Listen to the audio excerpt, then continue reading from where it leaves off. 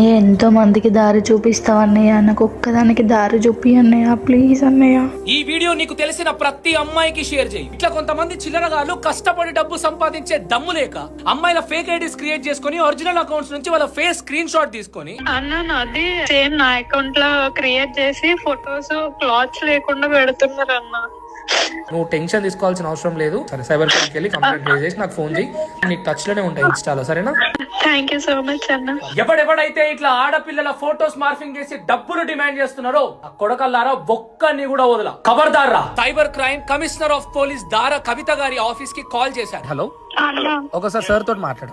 Ever identity what ever you're having అన్ని confidential ఉంటాయి. భయపడకండి, పైసలు ఏం ట్రాన్స్ఫర్ చేయకండి ఎవరికి. నువ్వు రావచ్చు, ఇక్కడ లేడీ కానిస్టేబుల్స్, లేడీ ఎస్ఐస్ కూడా ఉంటారు.